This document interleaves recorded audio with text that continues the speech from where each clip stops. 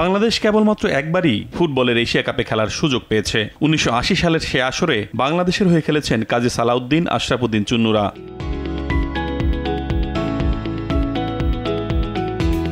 এগারোটি আসর চলে গেলেও এশিয়ান ফুটবলের শ্রেষ্ঠত্বের আসরে আর খেলার সুযোগ হয়নি বাংলাদেশের। তবে আসন্ন ২০২৭ সালের এশিয়া কাপে বাংলাদেশের সামনে খেলার সুযোগ আসতে পারে। তবে এর জন্য ডিঙ্গাতে হবে Bharat, Hong Kong O Singapore বাধাকে।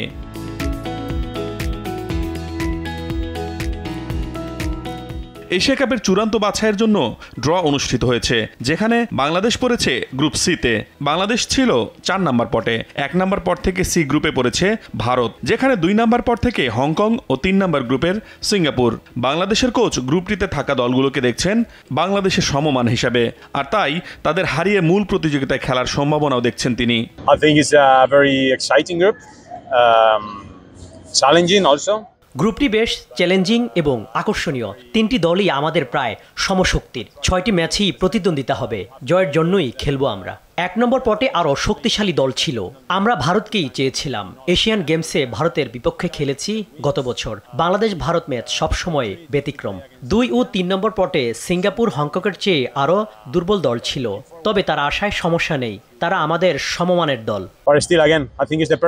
Home and away পদ্ধতিতে প্রতিটি দলের ৬টি করে ম্যাচ শেষে গ্রুপ চ্যাম্পিয়ন দলটি সুযোগ পাবে সৌদি আরবে অনুষ্ঠেয় এশিয়া কাপে। তাই হোম ম্যাচগুলোতে পূর্ণ পয়েন্ট পাওয়াকে টার্গেট করছেন বাংলাদেশ কোচ। অনেক কঠিন প্রতিপক্ষের সঙ্গে বিশ্বকাপ বাছাইয়ে আমরা হোম ম্যাচে পয়েন্ট পেয়েছি ও ভালো প্রতিদ্বন্দ্বিতা করেছি। তাই এশিয়ান কাপ বাছাইয়ে আমাদের লক্ষ্য থাকবে হোম ম্যাচে সর্বোচ্চ পয়েন্ট পাওয়া আর অ্যাওয়ে ম্যাচে প্রতিদ্বন্দ্বিতা করা। গ্রুপের সবাই সবার বিপক্ষে পয়েন্ট হারানোর সম্ভাবনা রয়েছে। আগামী বছর ২৫ মার্চ ভারতের মাটিতে স্বাগতিকদের বিপক্ষে ম্যাচ দিয়ে এশিয়া কাপে ওঠার অভিযান শুরু করবে বাংলাদেশ, যে ম্যাচের আগেই ইংলিশ লিগের ফুটবলার হামজাকে পাওয়ার আশা করছেন কাবরেরা। এছাড়া অ্যাওয়ে ম্যাচের প্রস্তুতি হিসেবে দেশের বাইরে ক্যাম্প করতে চান এই কোচ।